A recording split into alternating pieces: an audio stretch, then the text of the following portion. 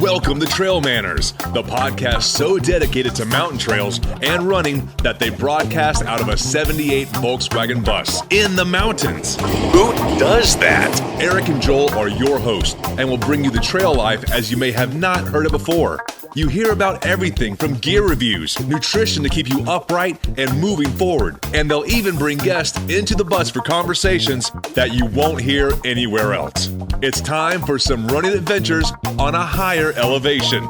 The old 78 Volkswagen bus is fired up and headed to the mountains. Here are your hosts for TrailManners, proudly representing the 801 with their passion and love for the trails, Eric Manning and Joel Hatch. Welcome to the TrailManners podcast, episode number 9. Today, we're talking with Jim Skaggs. If this is your first time listening, then thanks for coming. The TrailManners podcast is produced every week for your enjoyment, and show notes are found at TrailManners.com. Come back often, and please feel free to add the podcast to your favorite RSS feed or iTunes. You can also follow us on Twitter, Instagram, and Facebook at TrailManners. All links are in the show notes. Now let's get after it.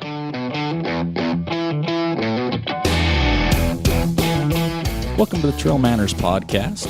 It is me, Eric Manning, back with my co-host, Joel Hatch. How you doing, Joel? Doing pretty good. A little bit cold still from today's run. Yeah, it's frigid right now. It's January 2016, so the new year has begun. With that, we've got some great news. We did get fully funded on the Kickstarter campaign, so thank you very much. Yeah, that was pretty awesome what you guys did for us. We really appreciate it. Yeah, it was Christmas Eve, got right to the end, but it came through. We're really excited because now we can kind of, put those funds to where they need to be so we can put out the podcast that you deserve. So that's first on our docket. What else we got going?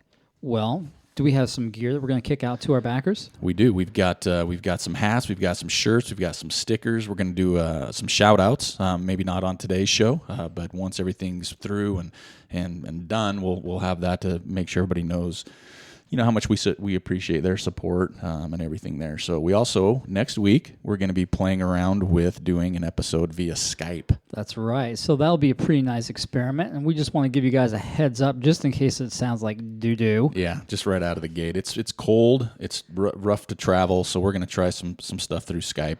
That's right. So, and also later in the week, we're going to hopefully get out some video reviews for some gear that we have that we've been testing for the last couple weeks and the last couple months. And then lastly, we do have a segment of our website we are excited to do. It's called the Race Previews. Now, these previews are coming to you by runners, not necessarily what you're going to see on the website of the race from the race director, for whoever writes for the website.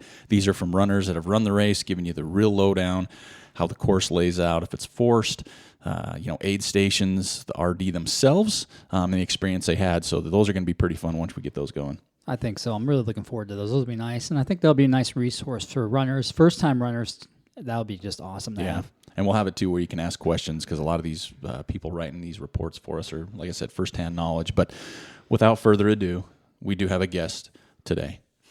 The guest is a race director himself, a pilot. Oh, yeah.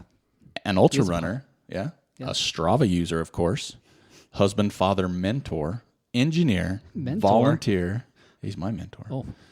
Canoe maker, ultra running grand slammer, and most importantly, he's an enabler. So our guest today is Mr. Jim Skaggs. How you doing, Jim?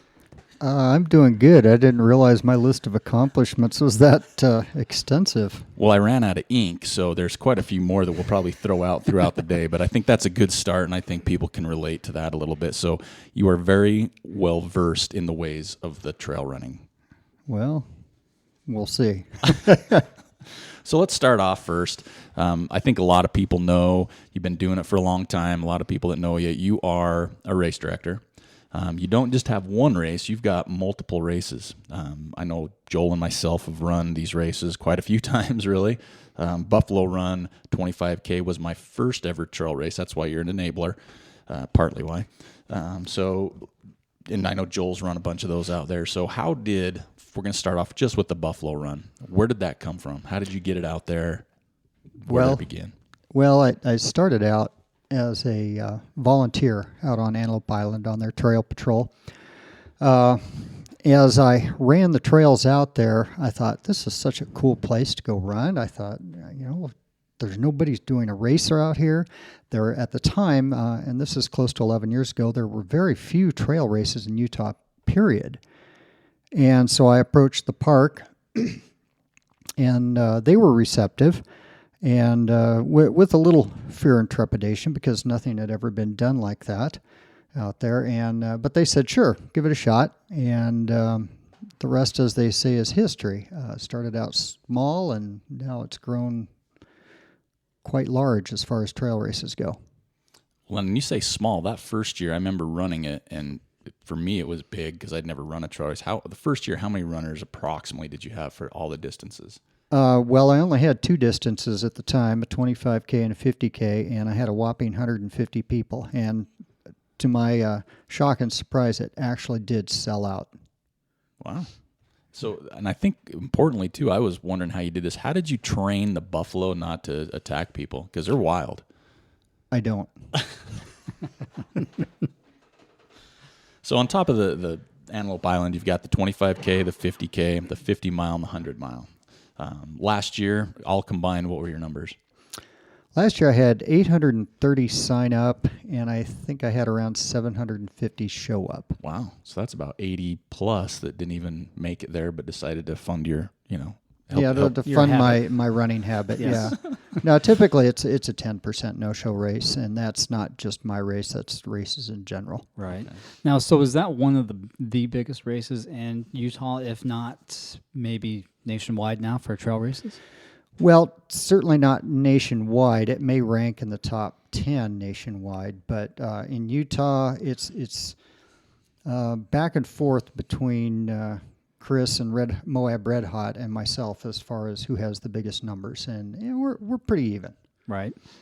I think that's a good place to be, that 750, 800, just because of the logistics of the island. Don't want to, oversell it and then not be able to cater to the runners. Right. Absolutely. So now with your 25K, is that your biggest race, like number-wise? Is that your largest one? Yeah, typically the 25K represents about 50% of the total numbers. Wow. So I had roughly 450 or 25K runners last year. And I think that's one of the best parts of that race course, is that backside of that island. Oh, yeah. Well, and I think it's a great intro. Like I said, I was my first ever trail race, and it was a great intro to trail running because it's not like over technical. It's not like tons of elevation. It's runnable. I honestly didn't run the switchbacks my first year. I thought that was super steep. I've never run them. But it's a great introductory trail race. And also, I've gone back. I've run that. I mean, I've run the race itself quite a few times, but that 25K is fun to go back just to see how fast you can do it once you get used to it. It's a great training run, too. Yeah, it's a great run. So otherwise, I mean, you have a few more races, but we're going to skip to one, the Antelope Island, one you do in October, November, right? It's the Antelope Island 50K? Yes, I've renamed it the Fall Classic. I don't know if it's a classic or not, but that's what its name is. It's a 50K. It's just a big loop, takes you out on the west side of the island where it used to be that the public was not allowed. Since then, the trail is now open to the public, but it just takes you out on the west side of the island where not too many people go, and it's just, I think that's the most scenic side of the island. It's really desolate out there. That's the one thing that you feel once you get down to that Death Valley, that you really are quite removed from civilization. It's really neat. I like it. The first time I ran that, I think I went on a training run with Jim before the race, and getting back on that backside was awesome. You heard, howling coyotes, and you saw the animals out there besides the buffalo. But just being on that backside, it feels super remote because all you have around you is water and islands, and that's pretty much it. Yeah. And then you also have a half marathon out there. Yeah, same day I do a half marathon. Starts down at the Fielding Gar Ranch, and it's just a point-to-point, and you end up at White Rock Bay where the finish line for the 50K is as well. It's probably one of the faster trail half marathons out there because there's not a whole lot of vertical on that race. Yeah, that one's pretty fast if you can run fast. Yeah, that Chris Lund that comes down from Jackson? Lundberg. Yeah. Yeah. He smokes that. Yeah, he does. He does. Yes, he likes he to come does. down and speed through that one. And you also have the Prairie Peak Hill climb out there. Yes, Prairie Peak Hill Climb. Prairie Peak is the highest point on the island. There is a trail up to the top. It's just really narrow single track. That's my smallest race. I think I had 35 runners this year, and I don't ever want that to get very big because trail can't handle it. And it's pretty unique on how you do the race. Oh, yeah. Yeah, I do a time trial type start. So I start 2 runners every minute rather than having a mass start. And that does a couple of things. Number one, it spreads out the runners because there's really not room for a mass start. And number two, if you're running with some other faster runners and you start early and they start later, you may not know what your standings are. That's right. Until close to the end when everybody's done. So it makes it a little more interesting, a little more fun to play with. And now added to the quiver, you have the Logan Peak race. Yeah, Logan Peak is obviously up by Logan. It's a race that I've run, I think, 5 or 6 times. It's one of my favorite local races. It's always been advertised as 28 miles, but in reality, it's about 26 and a half. But it runs like a 50K. It's that level of difficulty. That's great with trail running is I don't know a race that ever hits the number in a trail run. I don't care if it's a 100-mile, 50-mile, half marathon. That's the beauty of the trail. That's right. I think, the thing with Logan Peak is how pretty it is. Once you get up high, I mean, sir, you got to suffer the climb right away. You earn it. Yeah, you really do. And then when you hit that first aid station where Bryce, Warren is working, and then you take that hard right and you come wrap around that peak and then you climb up. When you climb up, it's really spectacular. You also get to see kind of, if you're worried about what place you are, you get to see where you're at with the other runners because you do that out and back up to the peak. And that's really pretty. And then you come back down the peak, you hit that aid station, and then you keep wrapping north. And it's got really great single track. I always really enjoyed that. And then you hit the mud.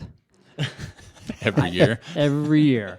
And I always forget about the mud. Now, so if this is going to be your first time running it, remember the mud because you're hauling butt on that north side thinking you're going to have this great time. Then you come on that mud section, and it's just a dead stop walk at that point.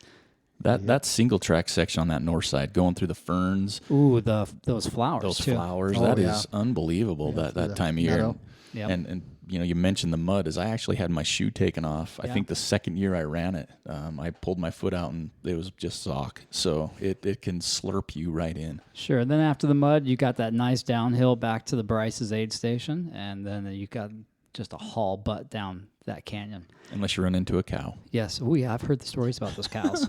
I actually took a tumble one year because a cow scared me so bad through that single track. So Yeah, and then not you- something I'm proud of. Then when you get to the bottom of that canyon, boy, it gets warm. Yeah. Yep, it gets warm back really up. hot. Yeah, and then you got that little section of the Bonneville Shoreline Trail, right? Yes. And then you cut through the fence, and then you're home free back to the park. It's a really nice race. Yeah. So with the Logan Peak race, how long have you been doing that one? Last summer was the first time I directed it. The downside to directing that race is I don't get to run it anymore. Well, And you get to that run it was- the day before when you Well, mark that's the true. course, When I right? mark the course, and then I don't have any time constraints. That's true. But I don't get to run it on race day, which I guess it's a downside, but it's fun. So do you have any, like with any of your races that you have lined, the Logan Peak or the races on the islands, is there anything people look forward to changes this year? Are you going to kind of keep them just how they've been, or what's going on there? Well, I'm the Buffalo Run's going to remain the same.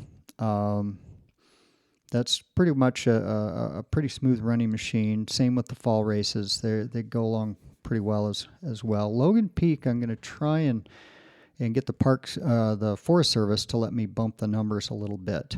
That trail will handle way more than the 120 that has been the limit in the past, and I don't think I'll have a problem with it. But I'm gonna see if they'll let me have 150 or 175 this year. Is 120, do you know, is the limit because of, not just how it can handle, but just management-wise?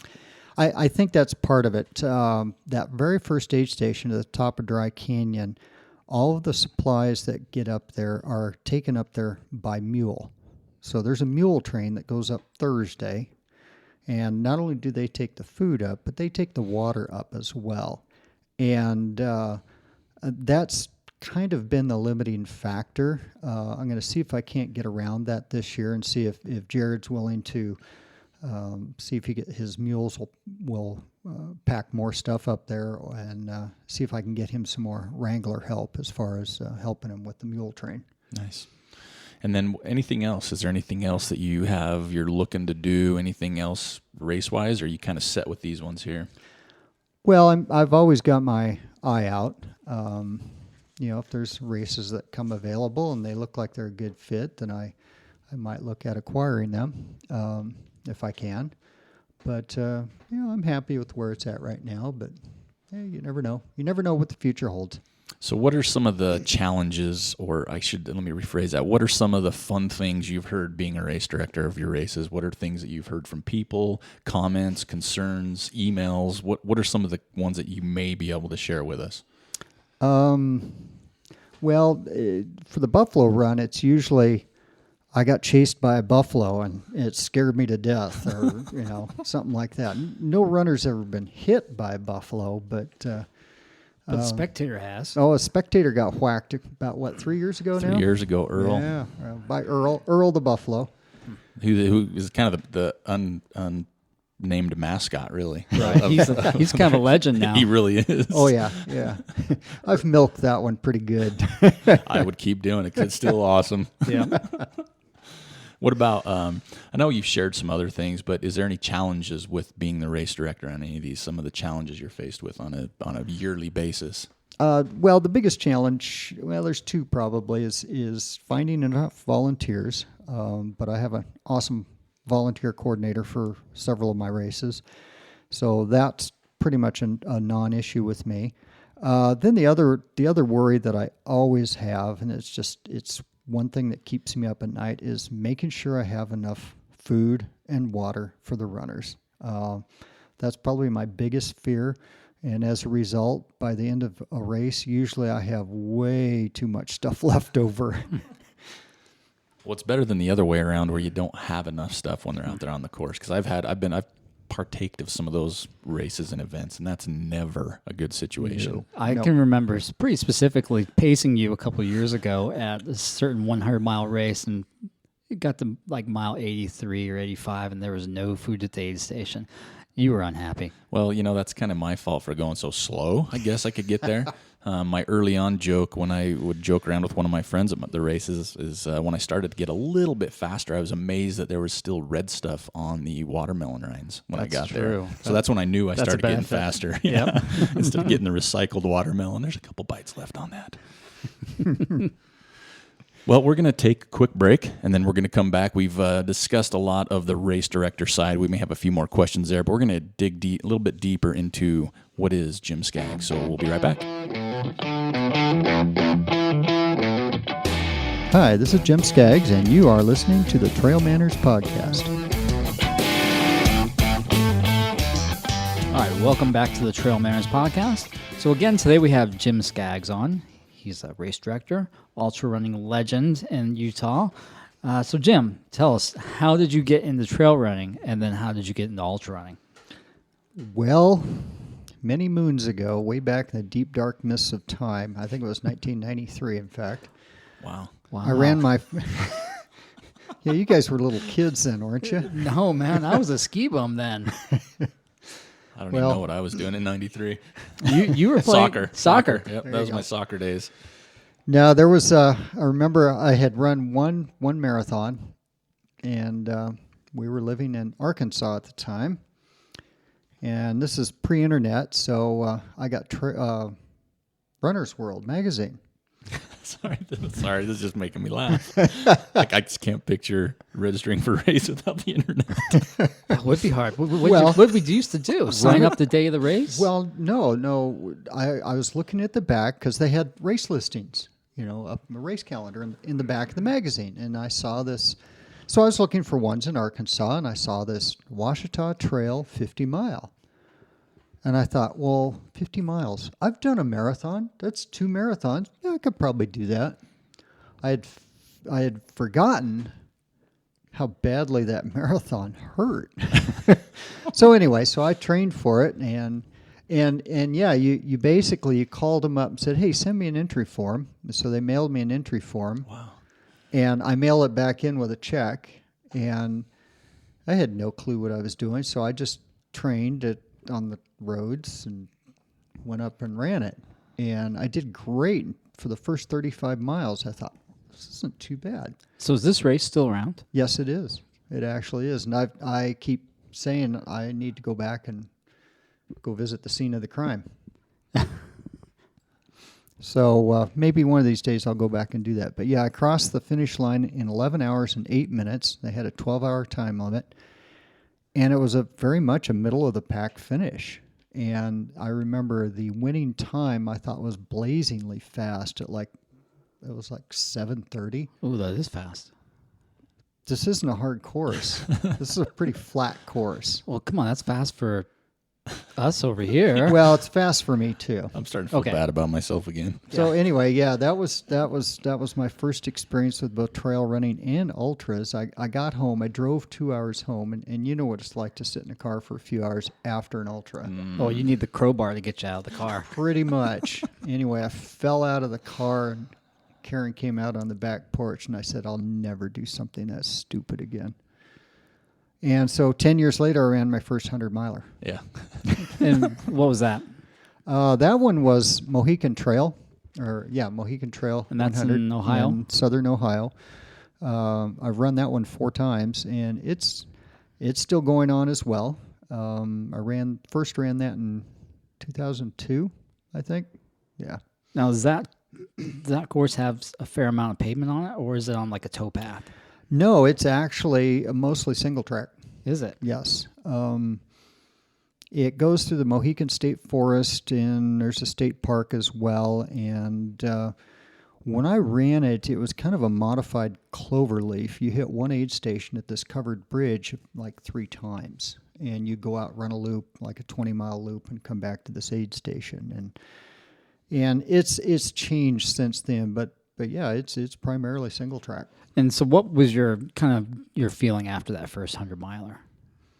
I felt like crap. Yeah. Did you just wear it off right then and there? You'd never do it again? No. I got home and I could hardly walk.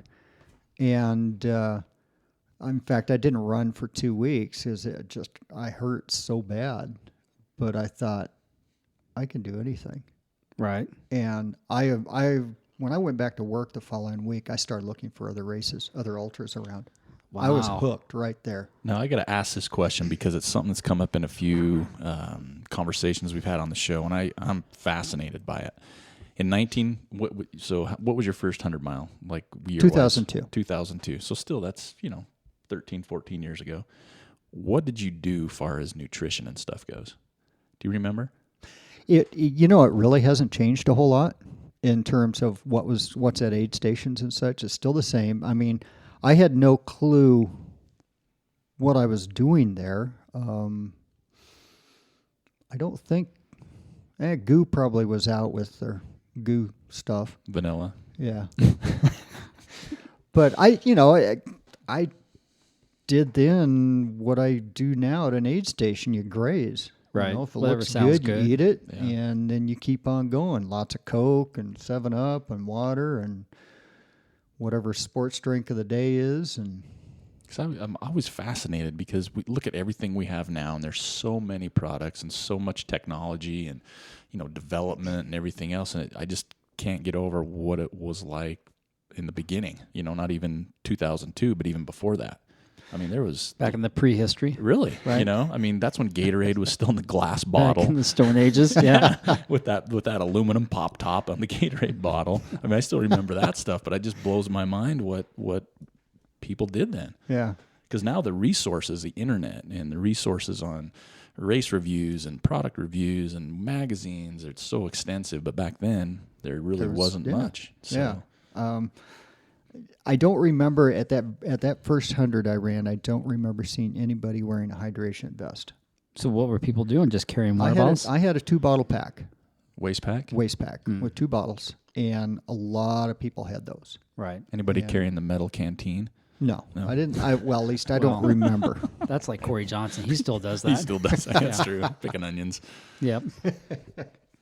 So from that time you did your first 100 back in 2002 until today, so how many 100 miles have you done? I think I have around 25 finishes so 25 far. finishes, and you have 1 or 2 DNFs at Wasatch. I have 3 DNFs at Wasatch. Yeah. We won't talk about those. Well, I mean, Joel brought it up. yeah, I did. I witnessed one last year.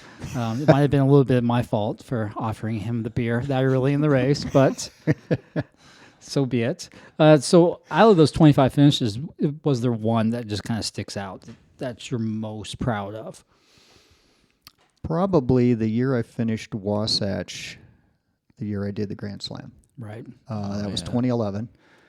I knew it's interesting. I knew from the start that race was in the bag, provided I didn't fall and break a leg or something. Right. Was that a hot year? It was typical. It wasn't terribly hot, but it got warm. But Right. And you do really well in warm. I like warm weather. Yeah, you're kind of self-professed weather weenie. Yes, I am. So at what point do you not run outside? Do you have a certain temperature? You're like, nope, I'm doing the treadmill today. It depends. So yesterday I was outside, and it was single digits when I started, but I had a training run for the Buffalo Run, so I had to be there. True, you're responsible. Exactly, and so it was. Otherwise, I would have been on the treadmill. Right. Were you dressed like the kid from A Christmas Story? Yeah, pretty much. So you're doing you do the Buffalo training runs, which I think is awesome, to kind of get people, an idea of what the course can look like that show up. But for yourself, when you run, what do you do we call it the off season, I guess. I know there's still races throughout the year, but it's kind of a lull between like November to February, even though there are races out there. What do you do to kind of regroup, say after the Bear, and then get you going for a February race? Usually, I'll take a little bit of downtime, and I usually try and keep running, but I'll cut it way back, maybe 15 miles a week, if you can call that much running. But usually, along about the 1st of October, I'll get back into Joel's gym and start the weight training up again once or twice a week, and usually mid-December or so, I start trying to pick up the mileage again. And usually after the first of the year is when I'll really start getting after it. So here coming up in the next tomorrow? Yeah, like tomorrow I'll probably run 5 miles. Nice. You got to start somewhere after the new year, after all the goodies have been eaten. Got to shed some pounds. So what keeps you going through that? You've been doing it for a long time. Even though your first 100 wasn't until 2002, which is still, again, 14 years ago.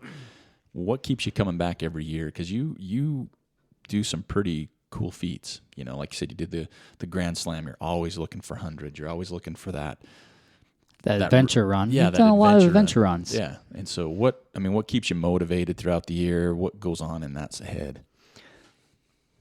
I think it's the fear of growing old and getting out of shape that keeps me going. I'm getting up in years, and I do have this fear of getting out of shape, and I know that if I were to get out of shape, it would just be horrible to try and get back into shape. Plus, so that's part of it. But, it's just fun. It's fun to have the ability and the ability to just go out and do an adventure run, to train and go run 100-miler. So that's part of it. And then the other part is just the people. Of all the sports there are out there, I think ultra running is one of those sports where, regardless of whether you're an elite or a back of the packer, you're all pretty well equal in terms of you're a participant. this is one of the few sports where you can go run the biggest race out there, say like Western States, and sit down and have a beer with the guy who won it.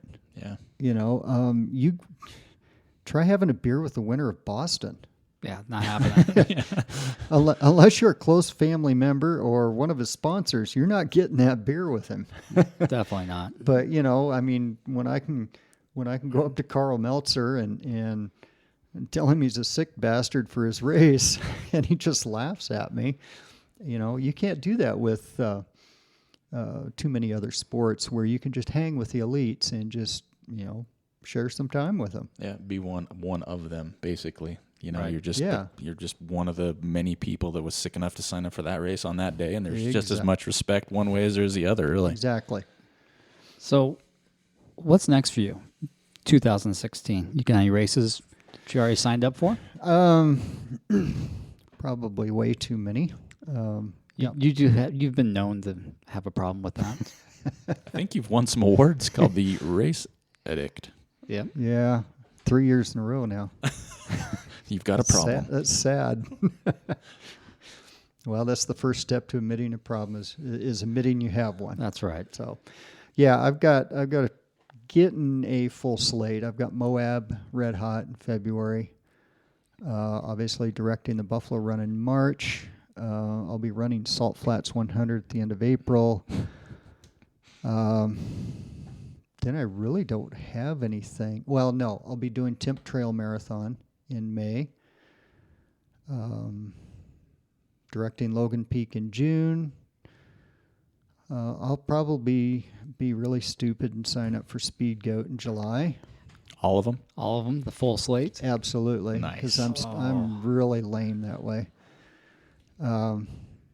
August, I'm going to be doing my first international race. I signed up for Squamish 50 mile. So nice one, eh? So I'm looking forward to that one. That one I think will be a lot of fun. And then September, I've got the Wasatch and Bear Double going on. Now those are only 2 weeks apart this year, right? Yes. Oh, that's stepping it up from that 3-week time frame. Yes. Well, I tried it a few years ago and failed at the Bear miserably. Well, that was a cold year, right? Yes, When you tried that. and I don't do well in cold weather. That was a snowy cold year, so Yes. we'll let that slide. And let's see, what else? Oh, and then I'm doing Pony Express in October for the first time. So that one, you are going to do that self-supported, right? Yes, I am. Are you going to drag the water behind you? Like, who did that a couple of years ago? Oh, I don't remember. There was two fellas that did Yep. that. So how are you going to carry your gear? Davey, I don't know yet. Davey says he's going to put out a water drop or two for there's I think 4 of us that are going to do it self-supported, just ones that have a fair amount of experience and that he trusts can do it or know what to do when things go south in a hurry. And so as long as he puts water out, I could just carry all the calories in my pack. For like 50 miles? Yeah, that's not a big deal. That's a lot of burritos to carry. True. But if you use bacon instead, it's higher calorie density, so it's less weight. That's true. That's you heard it here. So bacon. So, you got any adventure runs on the docket for the year? Right now, I've got. I'm kind of looking at possibly a Zion Traverse in May. Nothing firmed up on that yet. You guys are invited, by the way. I'm in. I have Thanks. nothing in May. Yeah, I don't have anything in May either. I'm thinking like second week in May or something like that. I like that time frame.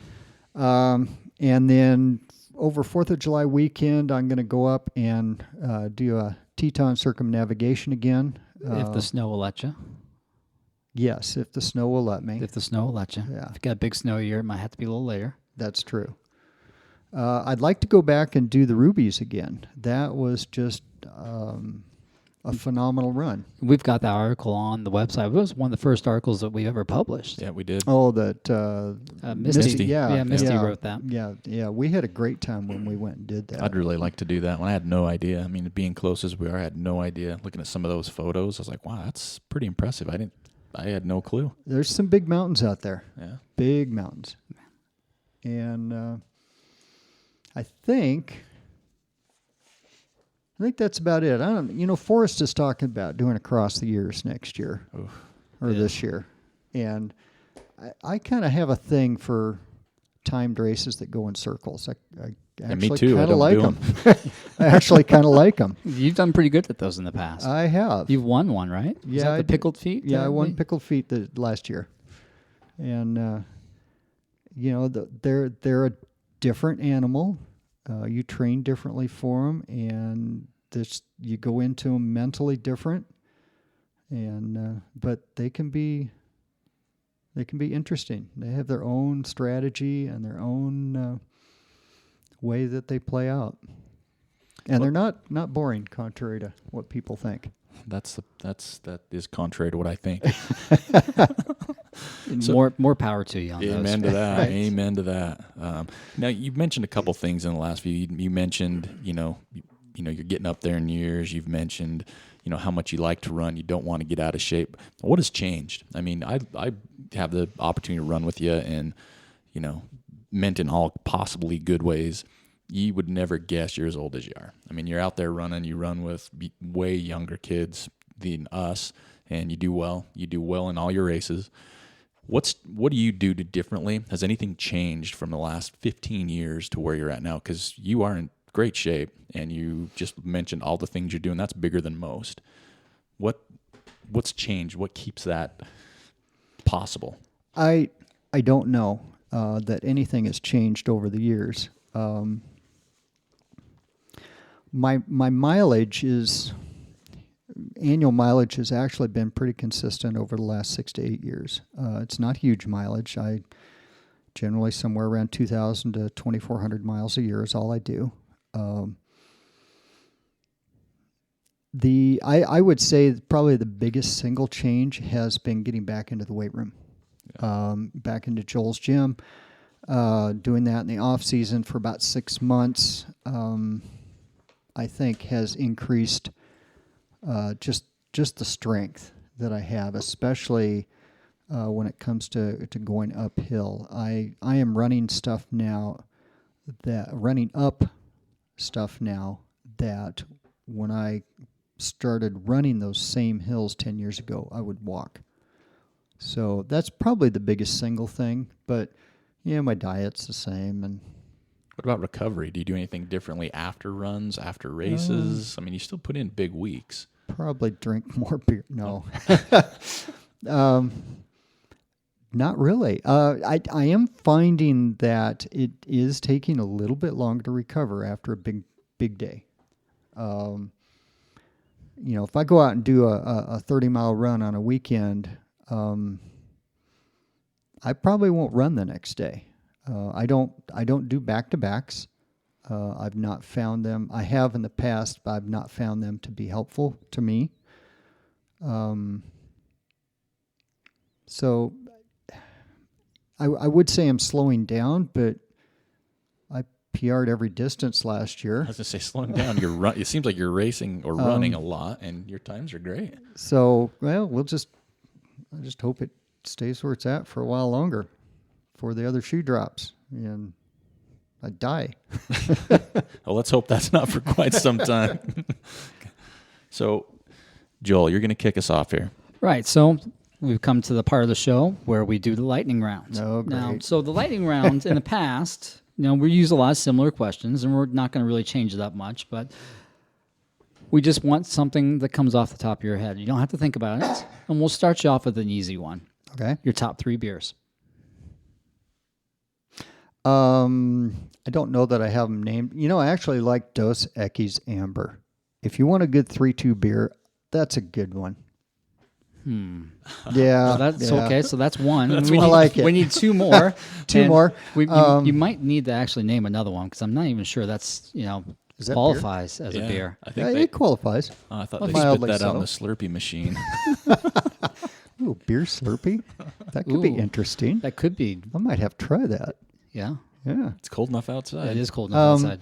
I'm partial to brown ales and stouts. I'm not a big fan of IPAs, but We forgive you. Should we launch this show or should we just scrap it now? We might have to. He didn't say anything against the Pliny, so that's all right. I've never had Pliny, so I can't say anything against it. That's true. Okay, so what's next on your bucket list / adventure run that you still want to do that you have not done yet? I really have a desire to go run the Wonderland Trail around Mount Rainier Oh, yeah. in a 3-day push. I would like to be a part of that. Yeah, that looks just so beautiful. I really want to do that. It's the hard part's logistics. Yeah. Got to get somebody to help out on that. Yeah. All right, so next, your favorite race buckle can be design or from the effort. Sub 30 Wasatch buckle. Nice, that beautiful turquoise. Yes. Okay, advice to a new trail runner. What would you give them? Have fun. Seems reasonable. What would the 12-year-old Jim Skaggs say to the Jim Skaggs today? You ran how far? You're old. All right, meat or veggies? Yes. But I'm not a huge meat eater. Would you rather have a course record or an FKT?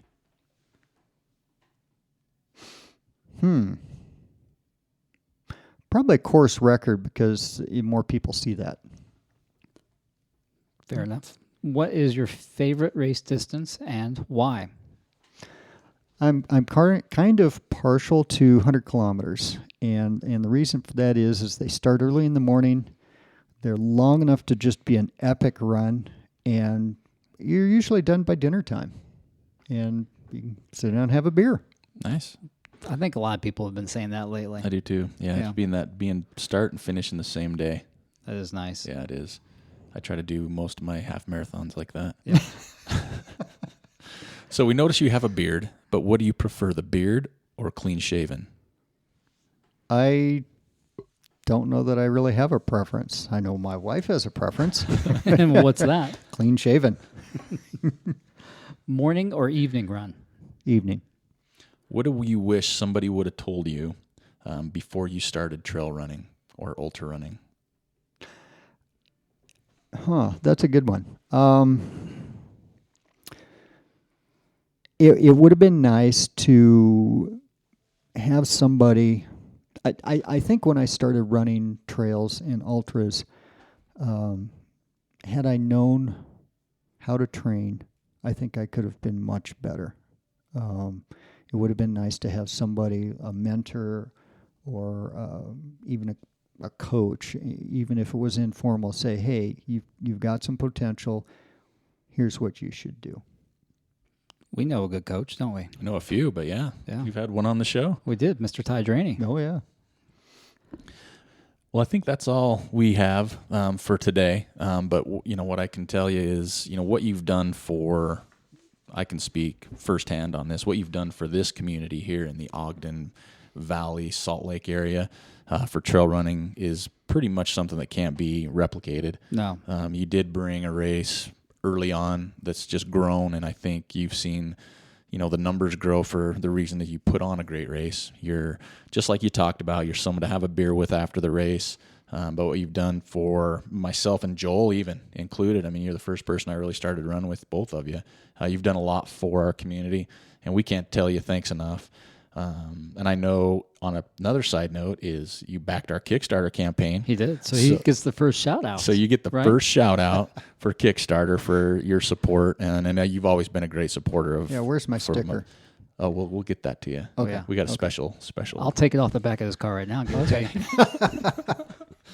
But we want to thank you for taking the time to meet with us today. Oh, absolutely. Yeah, thank you. It's been fun. Thanks. Thank you for listening to the TrailManners podcast. We'd like to thank Jim Skaggs for joining us. You can see more of the Buffalo Run Adventures and Jim over on the website there at buffalorunadventures.com.